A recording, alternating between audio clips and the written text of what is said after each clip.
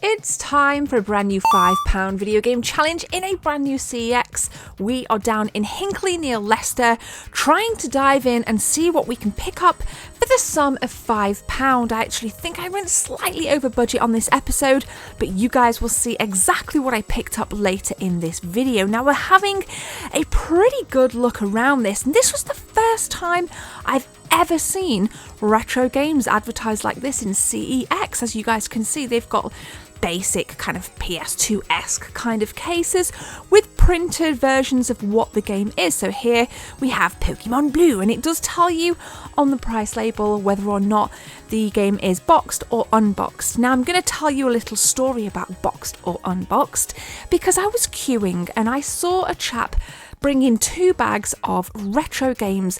Why I didn't ask him if I could buy them off him is beyond me, because as the guy behind the till was taking out some boxed Mega Drive games, and I was like, OMG, I want one of those particular titles. And because the slipcase on the Sega Mega Drive case itself was ripped, they said that they had to deem it as unboxed, even though it was boxed with manual. Great game, I'll tell you what it is in the retro game pickups. The guy said to me it was unboxed, and I'm thinking, whoa, hang on a minute. And it got me thinking about siphoning through these particular retro games. When it says unboxed, it could well be boxed, but it may be missing manual, or it might be slightly damaged. So as a little tip for you guys, if you ever see CEX with stuff out with your Super Nintendo, NES, Game Boy, and it says unboxed, double check behind the till, because it may well have a box that's slightly damaged. Bit of a weird one, but yeah, let's continue. Get ready.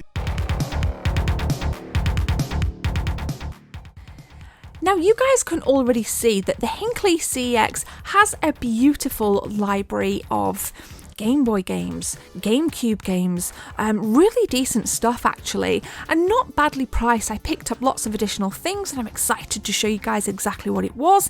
I kind of stuck around this area for quite some time. I didn't want to miss anything. I think I literally leafed through all of these retro games maybe like twice, and then Jess kind of wandered off and she kind of found some Wii games, and I would recommend this CEX actually. I was quite impressed. Decent size, reasonably well organised, lots of stock, nothing major on the PlayStation 3 front as you guys can see here, but still packed shelves. And if you guys kind of cast your mind back to one of the last £5 video game challenge episodes, I was in Nottingham and the shelves looked pretty poor in terms of what they had. There were lots of gaps and it just looked messy, and not the best thing kind of going into a £5 game challenge. Now, it is my mission to show you guys as much as possible on these episodes, so if you like the £5 game challenge, and many of you do according to feedback, please hit that subscribe button, and tip-offs always. I'm getting loads of different tip-offs of which CEXs I need to visit next. Now, PS2 stuff, pretty certain I didn't pick anything up. You've seen recent episodes where I bought out the entire library of cash converters, but this is actually a really, really nice release for £4. I own it, but £4 actually isn't bad for the Tomb Raider Anniversary Edition. I'm not sure if that was complete with like all the little booklets that it came with. If it did, then that was a pretty good steal, so just bear that in mind. Spyro there for £4. That seems to have dropped in price on the PlayStation 2 as well. Just kind of taking another peek here. Tony Hawk's Project 8, not the absolute no-go for me, that title. I think I lost interest. Like, the first 3 Tony Hawk's games for me were just so stellar and so freaking awesome, and I think I truly fell out of love with it after, I've completely forgotten what it's called. I'll put it on screen now if I can remember, but yeah, it's just a shame, and fingers crossed we'll get a decent revamp in the heart and vein of what Skate was. So let me know if you've seen anything so far. Catwoman, £2, not too bad. Haven't played this iteration of, and I thought, you know what, I'm on a £5 game challenge here. Do I really want to kind of blast through £2? I was actually going to do a PS4 £5 game challenge, probably knowing that I would only get one title, but nothing struck me. Nothing struck me. Maybe it will in a new CEX, so I'd really like to kind of go at it and see which title I can pick up for like £5 or less on the PS4, and we'll do an Xbox One episode as well. So I'm kind of looking forward to that because it's going to take it in a completely different kind of dimension rather than me looking for retro like I am siphoning through here, the Master System stuff. We'll do a PS4 episode. Now, in terms of Master System, I'll say this. They had a darn good selection of Sega Master System games. We're now onto the Sega Mega Drive, predominantly unboxed. Captain Planet there. Jumping back. No, I'm not. I'm jumping to that. £3, not too bad. That wasn't unboxed. What do we got here? Can't actually make out what that says, but £18. That one was boxed. Flashback, unboxed for £4. I mean, like I said, a nice selection of stuff. Sadly, gamers, I'm not massively in the market for just cartridge alone. That's why I think if you do see stuff, you need to ask, is this actually unboxed or is it damaged? Now we're just swinging back rounds. PS3 stuff, and then right next to that we got some Xbox 360. Good selection. Again, nothing kind of revolutionary here. Nothing that jumped out, but I'll be honest with you, I actually prefer looking through Xbox 360 games because of the exclusives compared to PS3. I think there were so many more obscure, when I say obscure, I mean kind of non-AAA Xbox 360 titles that lurk on these shelves and a quid to a couple of quid. Really nice hidden gems, actually. In fact, there's a video gem. I'm going to do an Xbox 360 hidden gem video because I think that console had just so many awesome games that didn't appear on PS3.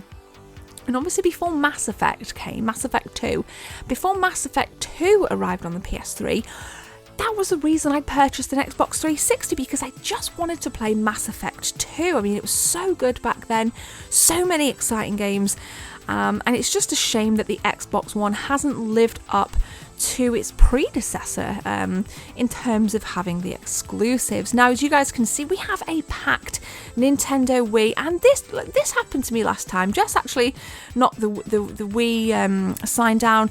This happens a lot. Like, if you, again, previous episodes, I've knocked plenty of signs down in CEX. So if there's any CEX employees watching, please sort your signs out. But yeah, I was saying kind of packed shelves, really good to see. Wii U, decent selection. That's really nice to see as well, because you tend to see a very slim pickings when it comes around to the blue spines of the Wii U.